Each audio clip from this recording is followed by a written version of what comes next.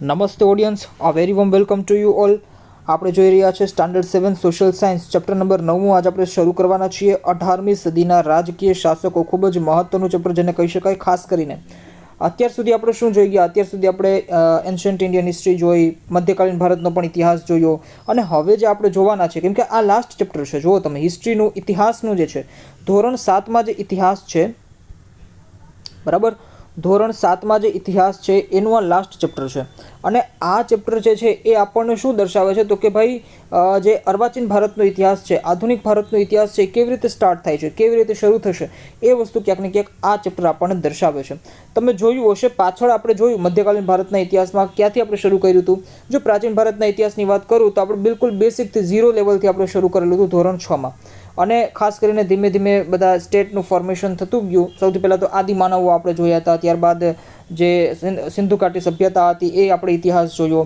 પછી ધીમે ધીમે સ્ટેટ ફોર્મેશન થવા માંડ્યું. વૈદિક યુગ પત્યા પછી રાજ્યોનું બનવા માંડ્યું. 16 મહાજનપદ આપણે જોયા. 16 મહાજનપદમાંથી મુઘલ જે છે એ ખૂબ જ, જેને કહી શકાય કે ખૂબ જ શક્તિશાળી શાસક જે રાજ્ય તરીકે ઉભરી આવ્યું, ને એમાં અલગ અલગ જે રૂલર્સ આવ્યા, એમાં જે અલગ અલગ શાસકો આવ્યા, એ તમામ વિષયો જોયું. પછી એવી રીતે આપણે મૌર્ય યુગ, ગુપ્ત યુગ અને હર્ષવર્ધનનો ટાઈમ પિરિયડ પૂરો થયો. પછી આપણે મધ્યકાલીન ભારતને આપણે ચાલુ કર્યું. મધ્યકાલીન ભારતમાં પણ આપણે જોયું કે ભાઈ વિદેશી આક્રમણ ખાસ કરીને થવા માંડ્યા હતા. તો રાજપૂત શાસકો તો હતા જ, પણ રાજપૂત શાસકો જે છે, ત્યારબાદ આપણે જોયું કે ભાઈ દિલ્હી સલ્તનતના શાસકો આવ્યા, મુઘલો આવ્યા, અને ખાસ કરીને આ બધા જે બહારથી આવેલા જે શાસકો હતા, ઘણા બધા વિદેશી શાસકો આવ્યા, પણ એની સાથે સાથે ક્ષેત્રીય જે શાસકો હતા એ પણ શાસન કરતા હતા. આપણે જોયું વિજયનગર સામ્રાજ્યમાં જોયું, અને ઘણા બધા અલગ અલગ જે નાના મોટા મેવાડમાં જોયું. બરાબર છે, આ બધી વસ્તુઓ આપણે જોઈ લીધી. હવે આપણે શું જોવાનું છે? આધુનિક ભારતનો ઇતિહાસ. હવે શરૂ થાય છે આધુનિક ભારતનો ઇતિહાસ, અર્વાચીન ભારતનો ઇતિહાસ. આ ચેપ્ટર મેડિવલ ઇન્ડિયન હિસ્ટ્રી અને મોડર્ન ઇન્ડિયન હિસ્ટ્રીની વચ્ચેનું કનેક્શન છે. કેમ કે મેં તમને પહેલાં જ કીધું, અત્યાર સુધી આપણે 8 ચેપ્ટર સુધી આપણે મધ્યકાલીન ભારતનો ઇતિહાસ જોયો, અને હવે આપણે જે જોવાના છે એ અર્વાચીન ભારતનો ઇતિહાસ જોશું. તો એની વચ્ચેનું કનેક્શન જે છે ને એ આ છે. શું નામ શું છે ચેપ્ટરનું? નામ જોઈએ આપણે કે 18મી સદીના રાજકીય શાસકો, એટલે કે 18th સેન્ચુરીની અહીંયા વાત કરવામાં આવેલી છે. હવે સદી વિશે તો તમને બધાને આઈડિયા હશે જ, બરાબર છે. અત્યાર સુધી આપણે જે પ્રાચીન, ત્યારબાદ મેડિવલ એટલે કે મધ્યકાલીન ભારત છે એ પણ આપણે જોઈ લીધું. હવે આના બાદ જે થર્ડ ટાઈમ ફેઝ આવે છે ભારતીય ઇતિહાસનો, એ આવે છે અર્વાચીન આધુનિક ભારતીય ઇતિહાસ. બીજું કે 18મી સેન્ચુરીની વાત કરેલી છે. સદી વિશે તમને ઓલમોસ્ટ બધાને આઈડિયા હશે. આઈ હોપ માનીને ચાલુ છું. જો ન હોય તો 6થા ધોરણમાં જે ખાસ કરીને જે પહેલું ચેપ્ટર જે છે એ ખાસ કરીને રિપીટ કરવાનું. એમાં મેં સારી રીતે સાલવારી એટલે શું એવો ટોપિક આવે છે મેં સારી રીતે સમજાવેલું છે. 18મી સદી એટલે ખાસ કરીને 1700 થી 1800ની જે વચ્ચેનો જે ટાઈમ પિરિયડ છે, 1700 વર્ષથી લઈને 1800 જે વર્ષો છે, બરાબર છે, આ 100 વર્ષનો જે ટાઈમ પિરિયડ છે. હવે આ ટાઈમ પિરિયડમાં શું ચેન્જીસ આવ્યું, શું પોલિટિકલ ફોર્મેશન થયું ભારતની અંદર, એ બધી વસ્તુ આપણે આ ચેપ્ટરમાં જોવાની છે. કેમ કે તમે જુઓ કે ડેટ, મતલબ જેને કહી શકાય કે ટાઈમ પિરિયડ જે છે એને તમારે ખાસ કરીને કન્સિડર કરવાનું હોય છે. ભાઈ દિલ્હી સલ્તનત ક્યાંથી ક્યાં સુધી ચાલુ રહ્યું, એ બધી વસ્તુ મેં તમને સમજાવી.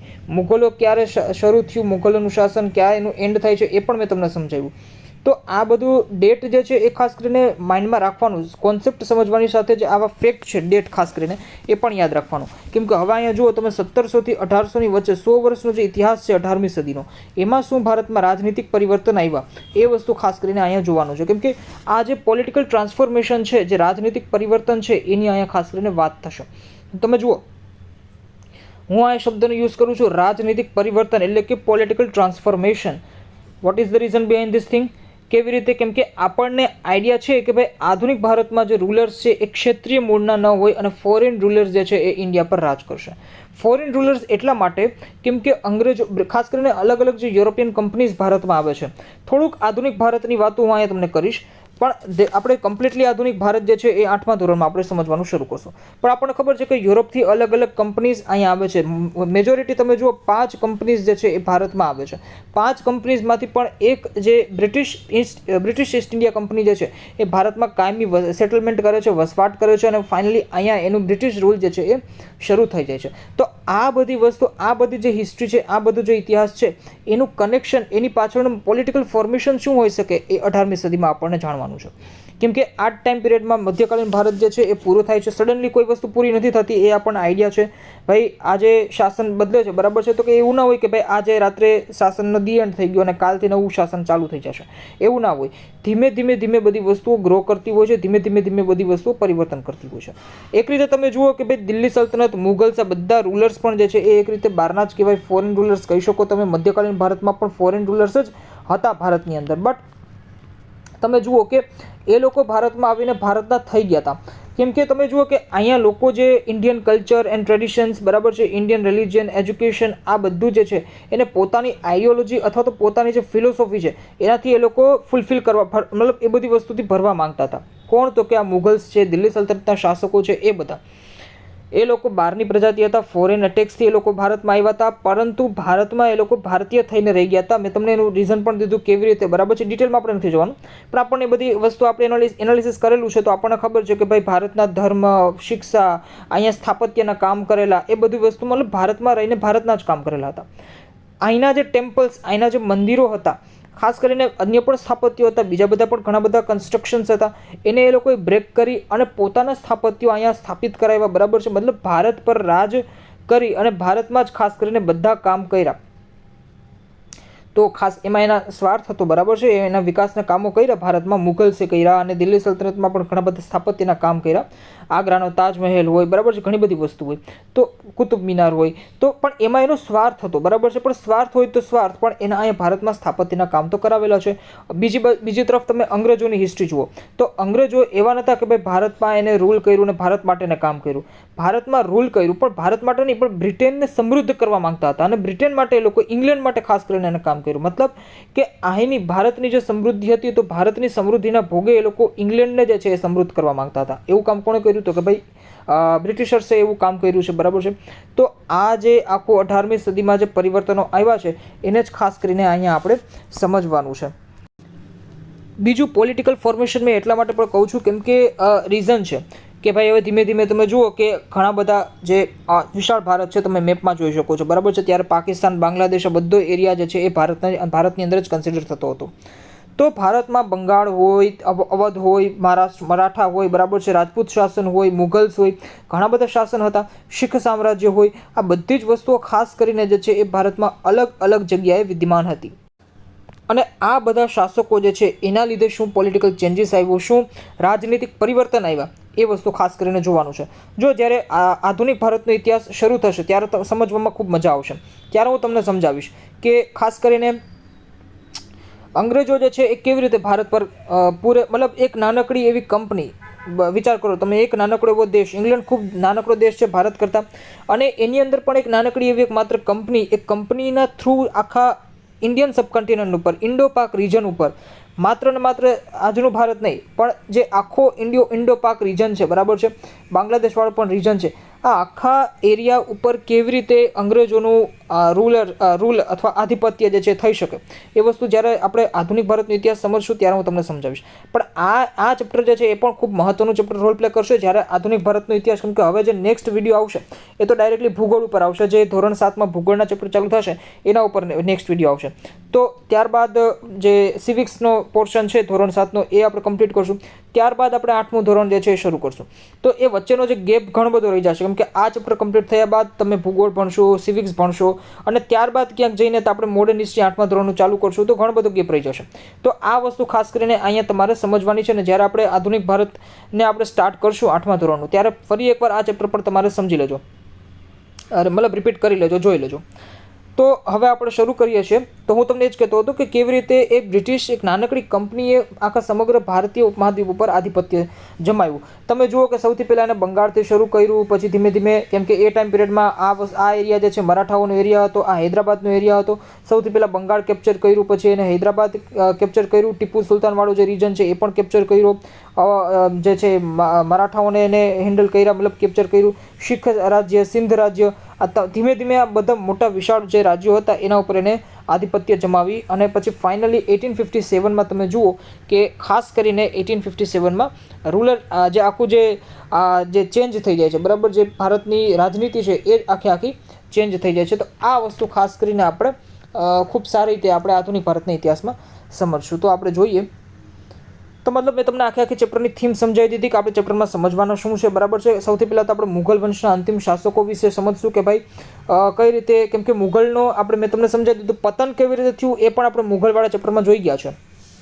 પણ મુઘલ સામ્રાજ્યના જે અંતિમ શાસકો હતા એ વિશે આપણે અહીંયા થોડુંક નાનકડું આપણે જેને કહી શકાય સમજી લેવાનું છે. ત્યારબાદ બંગાળની શું સિચ્યુએશન હતી, રાજપૂત શાસન શું હતું, શીખ સામ્રાજ્ય અને મરાઠા સામ્રાજ્ય વિશે પણ અહીંયા થોડું ઘણું આપણે સમજવાની કોશિશ કરશું. અને ત્યારબાદ આ ચેપ્ટર આખું કમ્પ્લીટ થઈ જશે અને ઇતિહાસ જે છે તમારો મધ્યકાલીન ભારતનો ઇતિહાસ એ કમ્પ્લીટ અહીંયા થઈ જશે. નેક્સ્ટ ચેપ્ટરથી આપણે ભૂગોળ જે છે એ સ્ટાર્ટ કરીશું. તો આપણે જોઈએ કે ઈસવીસન ભારતમાં 18મી સદી અનેક રાજકીય ઉથલપાથલવાળી હતી. 1707માં ઔરંગઝેબના મૃત્યુ પછી ભારત નાના નાના રાજ્યોમાં જે છે વહેંચાઈ ગયું હતું, જેનો આપણે અભ્યાસ કરીએ. બીજું એ કે 1707માં ઔરંગઝેબનું ડેથ થઈ જાય છે. ઔરંગઝેબ સુધીની હિસ્ટ્રી આપણે મુઘલવાળા ચેપ્ટરમાં જોઈ લીધી, પણ એના મૃત્યુ પછી અનેક નિર્બળ શાસકો જેને કહી શકાય કે ભારત પર આવે છે, અને ખાસ કરીને ધીમે ધીમે કંપની શાસન પણ ભારત ઉપર આવે છે, બરાબર છે. આ બધાથી 1857માં જે રિવોલ્ટ થાય છે એ 1857માં જે વિદ્રોહ થાય છે ને ભાઈ, એ વિદ્રોહને લીધે તમે જુઓ ક્યાંક ને ક્યાંક ભારતમાં જે મુઘલ સત્તા જે છે એ જેને કહી શકાય કે જળમૂળથી નાશ થઈ જશે મુઘલ સત્તાનો. અને મુઘલ સત્તા ઓફિશિયલી હવે અહીંયા 1857થી જે છે એ અંગ્રેજ શાસન જે છે એ લાગુ પડી જાય છે. અત્યાર સુધી કંપની શાસન હતું, અનઓફિશિયલી મુઘલ શાસન હતું, પણ 1857થી ફાઇનલી જેને કહી શકાય કે અંગ્રેજ શાસન, બરાબર છે, એ ફાઇનલી ભારત પર શરૂ થઈ જાય છે. બીજું એ કે આપણે આ બધી વસ્તુ સમજીએ એ પહેલાં હું તમને કહી દઉં કે ભાઈ અલગ અલગ જે શાસકો હશે, બરાબર છે, 18મી સદીના, ખાસ કરીને અંગ્રેજો મતલબ વિદેશી લોકો ભારતમાં એન્ટર કેવી રીતે થયા, એ ભારતનો ઇતિહાસ છે. પ્રાચીન ભારતનો ઇતિહાસ લઈ લ્યો કે મધ્યકાલીન ભારતનો ઇતિહાસ લઈ લ્યો, આધુનિક ભારતનો ઇતિહાસ લઈ લ્યો, એક ફેક્ટર જે છે એ હંમેશા કામ કરશે. અને ઇવન આ દુનિયાના કોઈ પણ રાજ્ય માટે આ વસ્તુ લાગુ પડતી હોય છે કે ભાઈ કોઈ પણ રાજ્ય ઉપર એટેક ત્યારે જ થાય જ્યારે ત્યાંની પોલિટિકલ સિચ્યુએશન જે છે એ સેન્ટ્રલાઇઝ ન હોય, ત્યાંની પોલિટિકલ સિચ્યુએશન જે છે એ સ્ટેબલ ન હોય. ભારત સાથે પણ કંઈક આવું જ થઈ રહ્યું હતું. તમે જુઓ કે 18મી સદીના આપણે અલગ અલગ શાસકો, ખાસ કરીને મુઘલ વંશની જો આપણે વાત કરીએ અંતિમ શાસકોની, તો તમે જોશો કે અહીંયા એકચ્યુઅલી બહાદુર શાહ જે છે એ ખાસ કરીને ઔરંગઝેબનું ડેથ થાય છે, ત્યારબાદ બહાદુર શાહ જે છે એ શાસન પર આવે છે. પણ તમે જુઓ બહાદુર શાહ જે છે એના અને મરાઠા વચ્ચે ખાસ કરીને ઘણા બધા જેને કહી શકાય ડિસ્પ્યુટ્સ ચાલતા હોય છે, બાઉન્ડ્રીને લઈને, જેને કહી શકાય કે સરહદને લઈને. અને મરાઠાઓ જે છે એ પણ ખાસ કરીને જે છે એ ઉપર આવવા માંગતા હોય છે, દિલ્હીને એ બધી જગ્યાએ. યુપી વાળો એરિયા જે છે, MP યુપી વાળો એરિયા, દિલ્હી વાળો એરિયા, ત્યાં મરાઠા પહોંચવા માંગતા હોય છે. અને દિલ્હી ઉપર જે મુઘલ સામ્રાજ્યના લોકો રૂલર જે છે એ બેઠા હોય છે, ખાસ કરીને તો ફરુખશિયાર હોય, ઘણા બધા હોય, તો એ બધા ખાસ કરીને બહાદુર શાહ હોય, એ બધા મરાઠાઓ સાથે સત્તા સંઘર્ષ કરે છે. પછી તમે આમ સાઈડ હૈદરાબાદની સિચ્યુએશન જોશો તો હૈદરાબાદ અને મરાઠા વચ્ચે પણ કંઈ સારા રિલેશનશિપ નથી, બરાબર છે. અને ઇવન તમે જુઓ કે હૈદરાબાદને હરાવવામાં જ્યારે અંગ્રેજો અને હૈદરાબાદ વચ્ચે યુદ્ધ થાય છે, મતલબ જે 4 કર્ણાટક આવશે તમને આધુનિક ભારતના ઇતિહાસમાં યુદ્ધ, બરાબર છે, બેટલ ઓફ કર્ણાટક, તો એમાં તમે જુઓ કે મરાઠાઓની પણ હેલ્પ લીધેલી છે અંગ્રેજોએ. તો મતલબ ક્ષેત્રીય શાસકો જે છે એ અંદરોઅંદર લડાઈ કરતા હતા, ડિસ્પ્યુટ ચાલતા હતા. અને એના લીધે ખાસ કરીને ભારતમાં 18મી સદીમાં જે સત્તાનું ટ્રાન્સફોર્મેશન થાય છે, પરિવર્તન થાય છે, વિદેશી લોકોના હાથમાં ભારતની સત્તા જાય છે, એનું રીઝન જ કંઈક આવું છે કે ભારતની સ્થિતિ ઉથલપાથલ હતી. ઔરંગઝેબના અવસાન પછી મુઘલ ગાદી પર બહાદુર શાહ નામનો શાસક આવે છે. એણે રાજપૂત અને મરાઠાઓ રાજ્ય સાથે શાંતિપૂર્ણ સંબંધો બનાવ્યા. જોકે મરાઠાઓ વચ્ચે વારસા વિગ્રહ પણ કરાવ્યો. તેના સમયમાં ગુરુ ગોવિંદ સિંહના મૃત્યુ બાદ આ ગુરુ ગોવિંદ સિંહ જે છે એ શીખ સરદાર હતા. શીખ સરદાર તો ન કહી શકાય, પણ હા, એક રીતે શીખના મેઇન હેડ કહી શકાય. તો ત્યારબાદ શીખ સરદાર જે છે બંદા બહાદુરે મુઘલ સામ્રાજ્ય સામે વિદ્રોહ કર્યો. તો હવે મુઘલ અને શીખ જે છે એ અંદરોઅંદર લડાઈ કરે છે. બહાદુર શાહનું ઈસવીસન 1712માં અવસાન થઈ જાય છે અને જહાંગીર શાહ ગાદી પર આવે છે 1713માં. જો 1712માં અવસાન થઈ જાય છે, પછી 1713માં તેને ઉથલાવીને ફરુખશિયર જે છે એ ગાદી પર આવે છે. આ સમયે સૈયદ બંધુઓ જે છે એને સૈયદ બંધુઓ તરીકે ઓળખાતા બે ભાઈઓ સામ્રાજ્યમાં ઘણું વર્ચસ્વ ધરાવતા. તેમણે ફરુખશિયરને ગાદી પરથી ઉઠાડી મહમ્મદ શાહને બાદશાહ બનાવ્યો. લાંબો સમય શાસન કર્યું અને તેના સમયમાં 1739માં ઈરાનનું જે છે નાદિર શાહનું ભારત પર આક્રમણ થાય છે. આ નાદિર શાહનું આક્રમણ થાય છે. હવે તમે જોજો કે જ્યારે મુઘલ અંગ્રેજોથી આ ટાઈમ પિરિયડમાં, મતલબ કંપની જે છે, કંપની શાસન આ ટાઈમ પિરિયડમાં ભારતમાં હતું. થોડુંક કોરિલેટ કરાવું છું આ બધી વસ્તુને. તો અંગ્રેજો જે છે ખાસ કરીને એને એવું લાગતું હતું કેમ કે એને મુઘલોની ખ્યાતિ જે છે સાંભળેલી હતી, તો અંગ્રેજોને એવું લાગતું હતું કે મુઘલ જે છે એ ખૂબ જ શક્તિશાળી શાસકો છે અને મુઘલ જ્યાં સુધી ભારતમાં છે ત્યાં સુધી અંગ્રેજોના પાયા ભારતમાં મજબૂત બનાવવા ખૂબ જ અસંભવ છે. પણ હવે 1739માં ઈરાનના નાદિર શાહનું જે છે ભારત પર આક્રમણ થાય છે અને એવે ટાઈમ પીરિયડમાં મુઘલ સામ્રાજ્ય જે છે એ હારી જાય છે ઈરાનના નાદિર શાહ સાથે. હવે નાદિર શાહની જો ઇતિહાસ તમને ન ખબર હોય તો નાદિર શાહ જે છે એ પણ ખૂબ જ નિર્બળ શાસક એવો હતો. એટલો બધો નિર્બળ ના કહી શકાય, પણ હા મુઘલ સામે ટકી રહીએ એટલો બધો પણ સબળ શાસક નહોતો.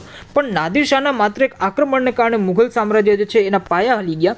તો અંગ્રેજોને અહીંયાથી બળ મળ્યું, અંગ્રેજોને અહીંયાથી ફોર્સ મળ્યો કે ભાઈ જો નાદિર શાહ જેવા શાસક જેને કહી શકાય સામાન્ય શાસકથી પણ જો ભારતના જે મુઘલો જે છે એ હારી જતા હોય તો એનો મતલબ એમ કે મુઘલો જે છે એમાં હવે પહેલાં જેવો દમ, પહેલાં જેવો પાવર જે છે એ રહ્યો નથી. એટલે અહીંયાથી કંપની જે છે મતલબ જે બ્રિટિશર્સ જે છે એને ખાસ કરીને વર્ચસ્વ મળે છે, પ્રોત્સાહન મળે છે. મુઘલ જે છે એને ખબર પડી જાય છે ભારતમાં જે છે નિર્બળ શાસકો છે, ભારતમાં કોઈ સેન્ટ્રલાઇઝ્ડ વ્યવસ્થા છે નહીં, કેન્દ્રીકૃત વ્યવસ્થા ભારતમાં હવે રહી નથી. ભારતનું કેન્દ્ર જે છે દિલ્હી જે છે ભારતનું કેન્દ્ર ગણાય છે, બરાબર છે. તો ભારતનું કેન્દ્ર જે છે એ જ નિર્બળ છે અને આસપાસના જે ક્ષેત્રીય શાસકો છે એ તો અંદરો અંદર લડાઈ કરે છે. તો આનાથી અંગ્રેજોને જે છે ખાસ કરીને ખૂબ જ પ્રોત્સાહન મળે છે અને ધીમે ધીમે અંગ્રેજ જે છે એનો પગ પેસારો કરે છે. તમે જોશો કે 1757માં બંગાળમાં પ્લાસીનું યુદ્ધ હોય, પ્લાસીની બેટલ હોય અને 1764માં બક્સરનું યુદ્ધ હોય અને ત્યારબાદ તો તમે જુઓ કે અંગ્રેજોના પાયા જે છે ખૂબ જ કંપની રૂલ જે છે એ ખૂબ જ મજબૂત બની જાય છે. અને પછી 1773માં તમે જોશો કે ધીમે ધીમે અહીંયા ભારતમાં એક્ટ આવવા માંડે છે, એડમિનિસ્ટ્રેટિવ રિફોર્મ્સ પણ ભારતમાં થવા માંડે છે, જેને કહી શકાય વહીવટી સરળતા માટે ઘણા બધા એક્ટ્સ આવે છે. એ બધી આપણે આધુનિક ભારતના ઇતિહાસમાં આપણે જોશું. ખૂબ જ ઇન્ટરેસ્ટિંગ છે આ બધી વસ્તુઓ, સમજવામાં પણ ખૂબ જ મજા આવશે અને બધી વસ્તુ કોરિલેટ કરતું જવાનું છે. તો અહીંયા મેં તમને કીધું કે ભાઈ 1739માં ઈરાનના નાદિર શાહનું ભારત પર આક્રમણ થાય છે, જેણે મુઘલ સામ્રાજ્યને મોટો ફટકો માર્યો. ઈસવીસન 1759માં ગાદી પર આવેલ શાહ આલમ બીજાને અંગ્રેજોએ બક્સરના યુદ્ધમાં હરાવી અને કંપનીનો પેન્શનર બનાવી દીધો. પેન્શનર એટલે ખાસ કરીને માત્ર ને માત્ર એને પેન્શન આપते. અત્યારે કેમ ગવર્મેન્ટ જે છે ગવર્મેન્ટ જોબ કરતા હોય તો રિટાયરમેન્ટ બાદ એને પેન્શન મળતું હોય છે, એવી રીતે ખાસ કરીને અંગ્રેજો જે છે એ આવું જ કામ કરતા. રૂલર્સને એના જે શાસકો હોય એને એની ગાદી પરથી હટાવી અને માત્ર ને માત્ર એને પેન્શન દઈને રાજી કરી દેતા અને પછી જે એનું રાજ્ય જે છે એ કમ્પ્લીટલી હડપી લેતા. તો આ બધો ઇતિહાસ જે છે એ બધું આપણે અત્યારે સમજી લઈશું. અત્યારે આપણે જોઈ લીધું કે કેવી રીતે મુઘલ વંશના અંતિમ શાસકો અને મુઘલ જે છે એ એના વિશેની ઇતિહાસ જે છે ફાઇનલી અહીંયા પૂરો થાય છે. હવે આપણે જે જોવાનું છે એ જોવાનું છે બંગાળ વિશે, કે બંગાળનો એરિયા સૌથી પહેલાં તો મેપમાં તમે જોઈ શકો છો આ જે આખો રીજન છે એ બંગાળ છે. મેં તમને ગયા વિડીયોમાં પણ કીધેલું હતું કે ત્યારનું બંગાળ જે છે એ ખૂબ વિશાળ એરિયા હતો, બરાબર છે. બંગાળ તમે જુઓ કે બંગાળ, બાંગ્લાદેશ, તે ઉપરાંત સધન બિહાર, જેને કહી શકાય ઝારખંડવાળો એરિયા, ઓડિશાવાળો એરિયા, બરાબર છે, આસામવાળો એરિયા, ત્રિપુરાવાળો એરિયા, આ તમામ એરિયા બંગાળ જ કહેવાતું હતું. તો બંગાળમાં ખાસ કરીને મુઘલ જે મુસ્લિમ શાસકો જે છે એ હતા, બરાબર છે. મુર્શિદ કુલી ખાન અને અલીવર્દી ખાને બંગાળમાં સ્વતંત્ર રાજ્યની સ્થાપના કરેલી હતી. મુઘલથી થોડું ડિફરન્ટ એવું સ્વતંત્ર રાજ્ય જે છે એ ત્યારે બંગાળમાં એને સ્થાપન કરેલું હતું.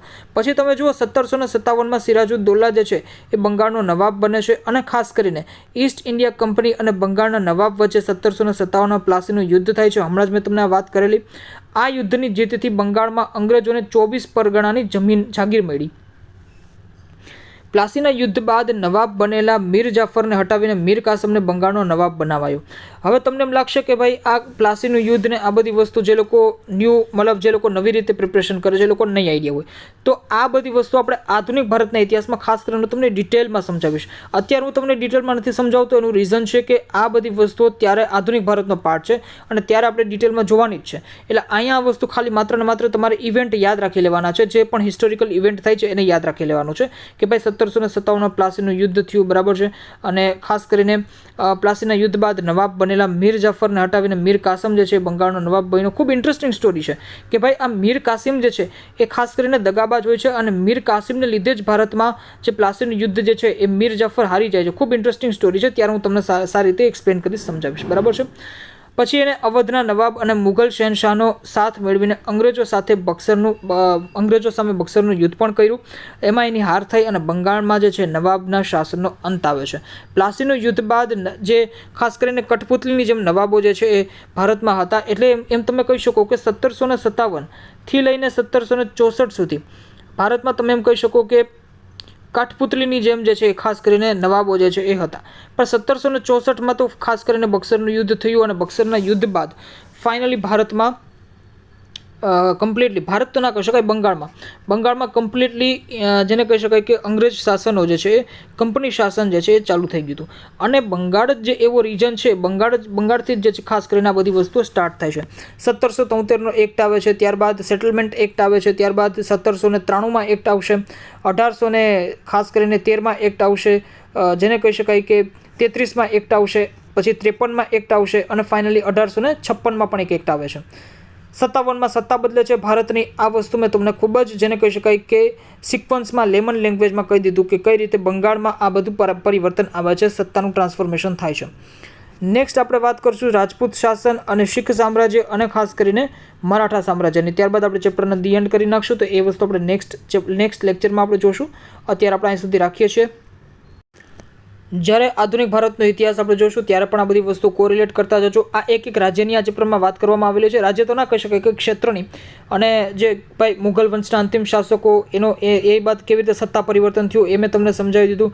બંગાળમાં કેવી રીતે સત્તા પરિવર્તન થાય છે, હવે આપણે મરાઠાઓનું કેવી રીતે સત્તા પરિવર્તન થશે એ બધી વસ્તુ આપણે નેક્સ્ટ, રાજપૂત શાસકો કેવી રીતે સત્તા પરિવર્તન થાય છે, મતલબ રાજપૂત શાસકો જે હતા ત્યાંથી કેવી રીતે અંગ્રેજો એન્ટર થયા, આ બધી વસ્તુ જે ચેપ્ટર જે છે ખૂબ બ્રીફ ઇન્ટ્રોડક્શન લેક્ચર તરીકે આ ચેપ્ટર જે છે આપણને સમજાવે છે. બાકી આપણે આધુનિક ભારતના ઇતિહાસમાં પાછું આ બધી વસ્તુ જોશું. બ્રિટિશ કન્સોલિડેશન ઓફ ઇન્ડિયા એ વસ્તુ આપણે ખાસ કરીને જોશું, તે કેવી રીતે એની ટેરિટરી એક્સપાન્ડ કરે છે. તો અત્યારે આપણે અહીં સુધી રાખીએ છીએ. Thank you so much for watching this lecture. Stay connected with me. જો તમને વિડીયોઝ પસંદ આવે છે તો લાઇક કરવાનું રાખો. તે ઉપરાંત જો ચેનલને સબસ્ક્રાઇબ નથી કરી તો ચેનલને સબસ્ક્રાઇબ કરી દેવું, જેથી કરીને મને મોટિવેશન મળે. અને ખાસ કરીને કમેન્ટ સેક્શનમાં કમેન્ટ પણ કરવાની અને તમારા ફ્રેન્ડ્સ જોડે જે છે એ વિડીયોઝને શેર કરવાના. શેર કરશો તો મને મોટિવેશન મળશે. વિડીયો મેકર્સ જે છે એને ઓલવેઝ મોટિવેશન મળતું હોય છે તમારા શેર કરવાથી, તમારા સબસ્ક્રાઇબ કરવાથી. તો સારામાં સારો કન્ટેન્ટ લેવાની હું વધારેમાં વધારે કોશિશ કરું. તો thank you so much for watching this lecture. પાછળના વિડીયોઝ ખાસ કરીને જોઈ લેજો. જે લોકોએ પાછળના વિડીયોઝ નથી જોયા, જો આ વસ્તુ હું દરેક લેક્ચરમાં રિપીટ કરું છું એનું રીઝન છે, અત્યારે પણ તમને એ બધું ફીલ કરી શકતા હશો કે પાછળના વિડીયોઝ જે છે કેટલું કનેક્ટિવિટી તમને ફીલ કરાવશે. ધોરણ 6ના વિડીયોઝ, ધોરણ 7ના વિડીયોઝ, અને હવે જે આપણે નેક્સ્ટ ભૂગોળ ચાલુ કરશું, બરાબર છે, તો ભૂગોળમાં હું તમને એક રિક્વેસ્ટ કરીશ કે ધોરણ 6ના ભૂગોળના જેટલા પણ લેક્ચર છે એ ખાસ કરીને જોઈ લેજો એક દિવસ ટાઈમ કાઢીને, અને પછી ફાઇનલી આપણે ધોરણ 7નું ભૂગોળ ચાલુ કરશું. કેમ કે ત્યાં બિલકુલ ફંડામેન્ટલ ઓફ ફિઝિકલ જિયોગ્રાફી ધોરણ 6માં મેં તમને સમજાવેલી છે, અને ધોરણ 7માં જે હવે આવશે એ આવશે ધીમે ધીમે ઇન્ડિયન જિયોગ્રાફી તરફ મૂવ કરશું આપણે. તો જો ફંડામેન્ટલ્સ જ તમને નહીં ખબર હોય, ભૌતિક ભૂગોળ જ જો તમને નહીં ખબર હોય, ભૌતિક ભૂગોળના કોન્સેપ્ટ જ જો તમને નહીં ખબર હોય, તો તમે ક્યાંક ને ક્યાંક ભારતની ભૂગોળ સમજવામાં પણ નિષ્ફળ જશો, ભારતનું ભૌતિક ભૂગોળ. તો એટલા માટે હું તમને કહું છું કે હિસ્ટ્રીના હોય, જિયોગ્રાફીના હોય કે સિવિક્સના હોય, ફંડામેન્ટલ્સ જે પાછળના લેક્ચર્સ છે એ ખાસ કરીને જોઈ લેવા, જેથી કરીને રિવિઝન તમારું થતું રહે. તો thank you so much for watching this lecture. Stay connected with me. મળીએ નેક્સ્ટ લેક્ચરમાં. Thank you.